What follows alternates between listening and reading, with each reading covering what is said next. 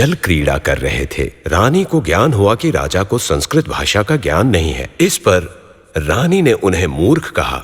राजा ने इसे अपना अपमान समझा और उन पर लड्डू से प्रहार किया। रानी क्रोधित हो गईं और उन्होंने कहा कि जो संस्कृत नहीं जानते वो प्यार करना भी नहीं जानते। तदनंतर महाराज उदास रहने लगे। जब इस विषय का ज्ञान गुणाढ्य और सर्ववर्मा को हुआ तो उन्होंने महाराज से संस्कृत भाषा सीखने के लिए कहा। सर्ववर्मा ने कहा कि वो केवल 6 महीने में महाराज को संस्कृत सिखाएंगे, जिस पर गुणाढ्य ने कहा, यह संभव ही नहीं है। सर्ववर्मा ने कहा कि वो बस 4 सप्ताह में उन्हें सिखा देंगे। इसके बाद वो सुब्रमण्यम स्वामी की तपस्या करने लगे। स्वामी प्रकट हुए, उन्हें वरदान दिया। अमात्य ने महाराज को सारी सूचना शीघ्र ही दे दी। वरदान की शक्ति से सर्ववर्मा ने 4 सप्ताह में राजा को शिक्षित कर दिया। गुणाढ्य शर्त हार गए और इसी कारण देश और संस्कृत भाषा छोड़कर वो वन में चले गए। अब आगे की कथा। इस संसार के रक्षक और देवी पार्वती की क्रीड़ा हो रही है। आहा, कितना सुंदर दृश्य है। नैनों के होते हुए भी यदि मैं ये मनोरम दृश्य नहीं देख पाया तो मेरा तो जीवन ही व्यर्थ है। कुछ भी हो, मैं देखूंगा, परंतु ये भृंगी मुझे जाने नहीं देगा। क्या करूं? पार्वती और महादेव तो अपने आनंद में मग्न होंगे, वो मुझे देखेंगे क्या? संभव नहीं है। अर्थात भृंगी मुझे देख ना पाए, इसलिए मुझे अदृश्य शक्ति का प्रयोग करते हुए अंदर पहुंचना है। ओम नमः शिवाय। चलो पार्वती, अपने पासे डालो। देखा, 2 और 4 आया ना? देख लिया। इस बार 2 और 2। देखा, 2 और 3 आया है। आप हार गए हैं। अच्छा, एक बार और डालो। 1 और 2 नहीं। रुको रुको, 1 और 4। ठीक है। देखा, 1 और 1 आया है। आप फिर से हार गए हैं। एक बार फिर से प्रयास करूं क्या? ठीक है। इस बार 4 और 3। ठीक है। आपके चुने अंक नहीं आ रहे हैं प्रभु। अब तो आप मान लीजिए कि मेरे साथ शर्त लगाकर खेलेंगे तो आपकी हार निश्चित है प्रभु।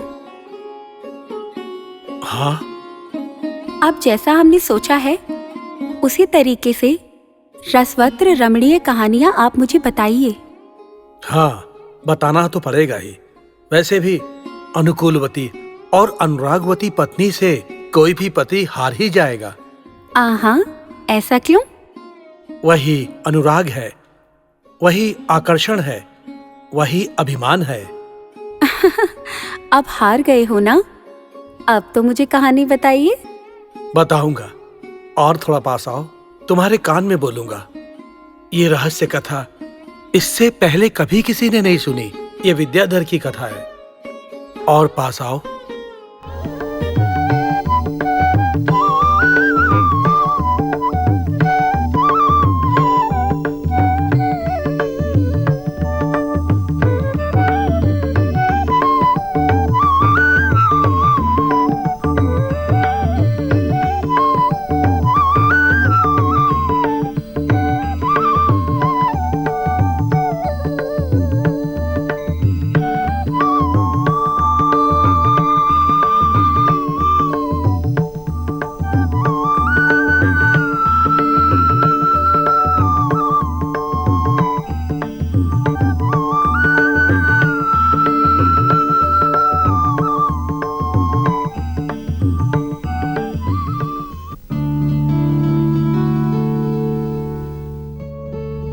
जया, जया।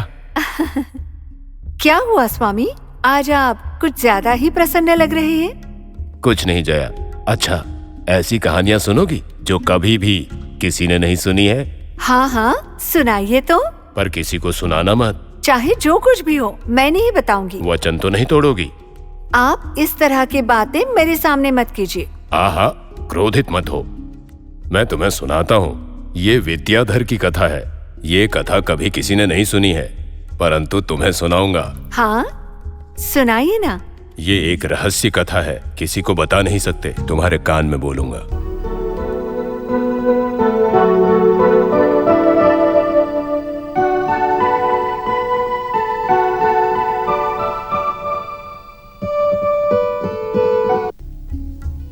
माता, आपने कई कहानियां सुनी होगी, पर क्या मैं आपको ऐसी कथा सुनाऊं जो आपने कभी नहीं सुनी होगी? ये बताओ, तुम्हें ऐसी कौन सी कहानी पता है जो मुझे नहीं पता, मैंने नहीं सुनी? सच है क्या? सच है। अब जो मैं आपको सुनाऊंगी वो आपने कभी नहीं सुनी होगी। आश्चर्य की बात है, तो फिर सुनाओ। माता, ये एक रहस्य कहानी है, किसी को नहीं बतानी चाहिए। तो फिर ठीक है, मैं किसी को नहीं बताऊंगी। तुम पहले वो अद्भुत कहानी सुनाओ। पर इसे जोर से नहीं सुना सकते, कान में सुनानी होगी। ठीक है, बोलो।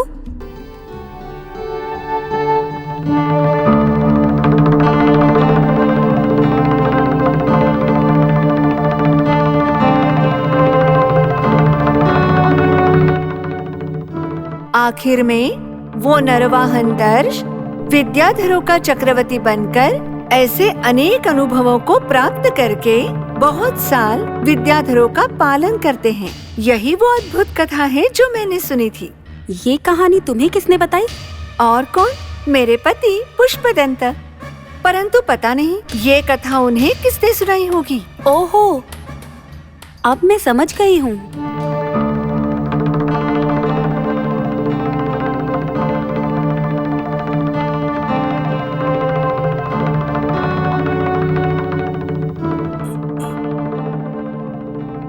क्या हुआ पार्वती, ऐसे गुस्से में क्यों हो? स्वामी, मुझे पता नहीं था आप छल करेंगे। ऐसा क्या हुआ? तुम मुझको क्यों दोष दे रही हो? और नहीं तो क्या, आपके परम भक्त पुष्पदंत को सुनाई कहानी को आपने नया बताकर सुनाया। ये ठीक नहीं है। क्या यही न्याय, यही धर्म है आपका? देवी, मैंने ये कहानी किसी को भी नहीं सुनाई थी। मेरी बात पर भरोसा करो। नहीं, आपने जो भी कहानी मुझे सुनाई है, पुष्पदंत की पत्नी ने भी वही सुनाई। इसका क्या मतलब हो सकता है? आपने ये कहानी मुझसे पहले आपके भक्त पुष्पदंत को सुनाई है ना? नहीं, यह सत्य है। मैंने ये कहानी केवल तुम्हें सुनाई, यही सत्य है देवी। तो फिर जया ने मुझे वही कहानी कैसे बताई? अच्छा, कैसे बताया होगा?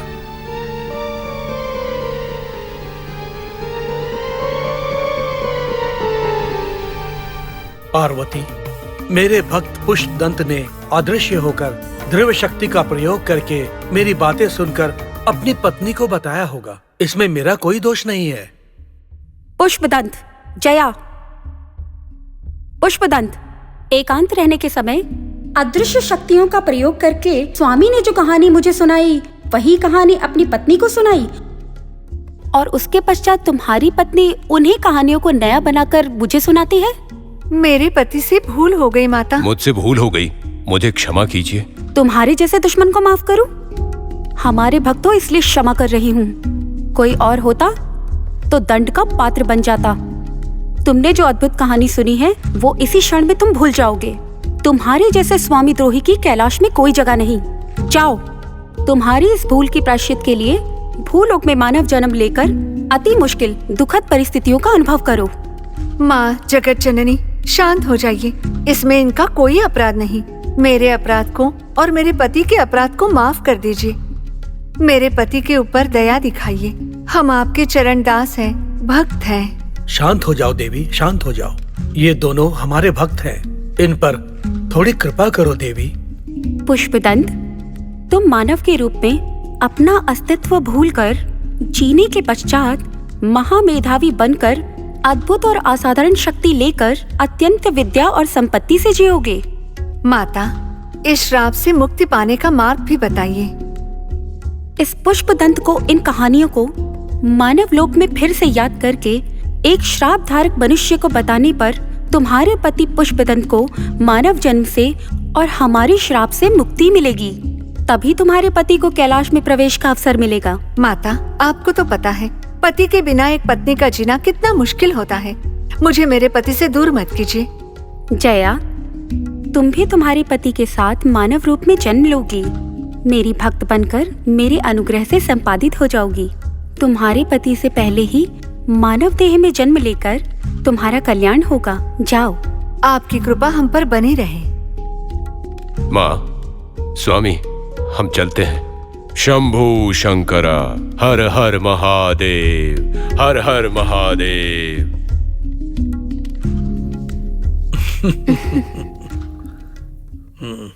इस प्रकार महादेव शिव ने पार्वती माता को ये बात बताते हुए कहा। पार्वती माता के क्रोध के कारण मानव जन्म लेकर पुष्पदंत कौशाम्बी में जन्म लिए और कात्याय मारुति बन गए।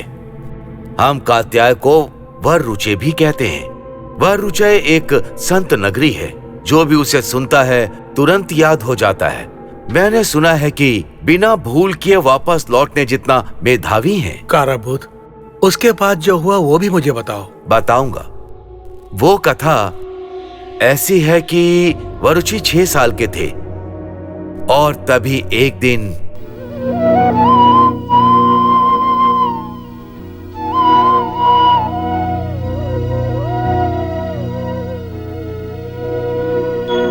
श्रीमन् महादेव देवाधिदेव हे सांब सदा शिव नमो नमः नमो नमः।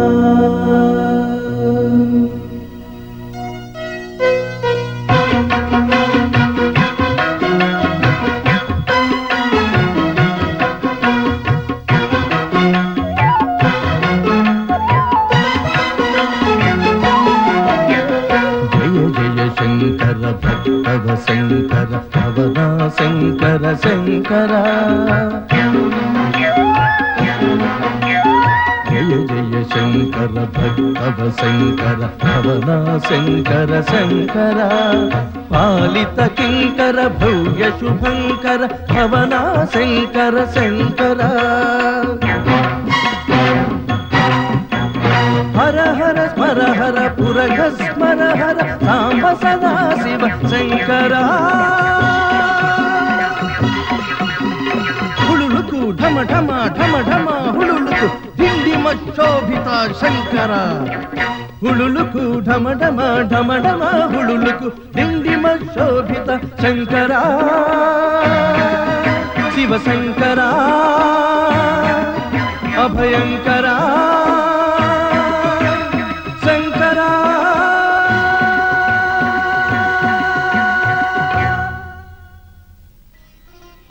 जय जय शंकर भक्तव शंकर भवना शंकर शंकरा। जय जय शंकर भक्तव शंकर।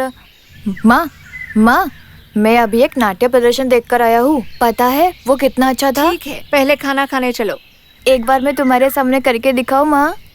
पहले खाना खाओ बेटा, उसके बाद नाटक करके दिखाना। नहीं, पहले नाटक उसके बाद ही खाना। ठीक है, ऐसा ही करते हैं। मेरी प्यारी माँ।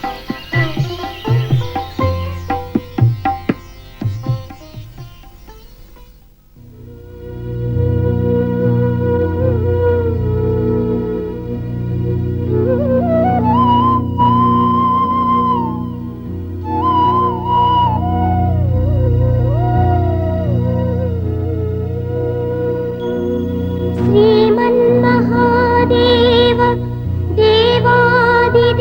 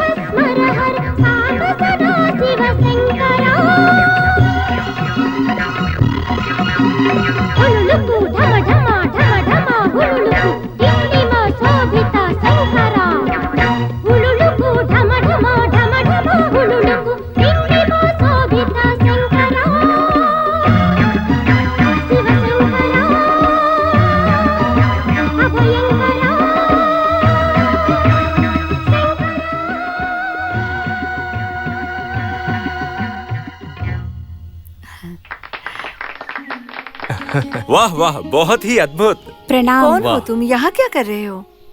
आपकी अनुमति के बिना आने के लिए क्षमा करें। मेरा नाम व्याधि है। ये मेरा भ्राता इंद्रदत्त है। प्रणाम। हम दोनों पाटलिपुत्र के रहने वाले ब्राह्मण कुमारों में से एक हैं। अच्छा, हाँ। क्या चाहिए तुम्हें बेटा? माता, हम तो आपके बेटे से परिचय करने आए हैं।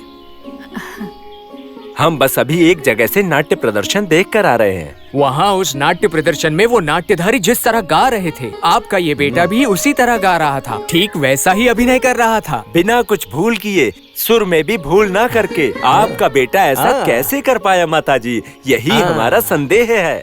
आप इस गांव में नए हैं, इसलिए आपको संदेह लग रहा है। ये एक श्रुति धारक है, जो भी एक बार देख लिया तो वैसे के वैसा समस्त याद रखने की शक्ति भगवान ने इसे दी है। इसीलिए सब लोग इसे वररुचि बुलाते हैं। वाह, बहुत आश्चर्य की बात है। हम इतने दिनों से ऐसे ब्राह्मण पुत्र की ही खोज कर रहे हैं माताश्री। अच्छा, अरे मुझे तो ख्याल ही नहीं आया। हम तो खड़े रहकर ही बातें कर रहे हैं। आइए बैठिए ना। माताश्री, यदि आपको कोई समस्या ना हो, हम दोनों के भोजन की व्यवस्था कर दीजिए, आपका भला होगा। हाँ जरूर, आइए ना, आइए। हम बहुत ही संतुष्ट हुए माँ। आपने हमें बहुत ही स्वादिष्ट भोजन खिलाया है। आपका परिचय नहीं दिया हमें आपने। हमारे पिताश्री की मृत्यु के बाद हम दोनों को बहुत संपत्ति मिली है माताश्री। हम दोनों में एक साथ महापंडित बनने की भावना जागृत हो गई। समस्त विद्या पाकर हमें पता चला कि मनुष्य में लाखों बुराइयां होती हैं, यही कहने का हम प्रयास कर रहे हैं। तब हमारे कुलदेव कुमार स्वामी जी ने हमारे स्वप्न में आकर वर्षोपाध्याय के वेद पाठ करने की आज्ञा दी है। हम जब वर्षोपाध्याय के पास जा रहे हैं, कथा सागर है ये जीवन मूल्यवान।